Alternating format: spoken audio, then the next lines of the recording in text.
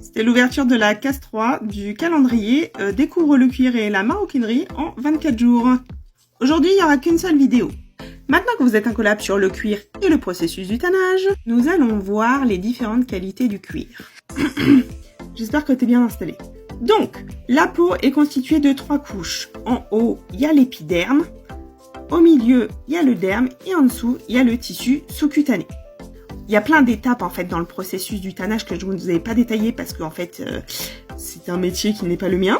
Bref, on va enlever l'épiderme et le tissu sous-cutané. On garde que le derme. Et ça c'est une information très importante. Et comme nous savons que le cuir vient d'une peau animale, vous vous rendez bien compte qu'on va avoir des animaux qui vont être très sages, qui auront une peau nickel chrome. Et il y aura ceux qui se sont battus, qui auront des cicatrices, qui auraient eu des césariennes, qui auraient des rides de cou, qui se seraient battus avec un barbelé, qui auraient eu des insectes. Bref, ceux-là, ils ont une peau... voilà. Acheter un sac avec une grosse césarienne en plein milieu, bon...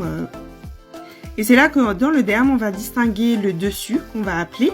La fleur, ça va être la belle partie du dessus de la peau où il y a la naissance des petits poils et en dessous le côté chair. Je sais pas si vous voyez où je veux en venir au niveau qualité du cuir et tout. Mais le must du cuir, c'est le cuir qui aura son cuir entier, c'est-à-dire avec la fleur et le derme, on l'appellera pleine fleur. Et lui, c'est le top du top. Il est entier, il n'a pas de défaut, on voit le grain de l'animal, il est très très beau. Des fois, il est tellement beau qu'on va juste rajouter un petit vernis transparent dessus et on l'appellera un cuir pleine fleur aniline. Lui, c'est lui. Après, on va avoir aussi le pleine fleur pigmenté.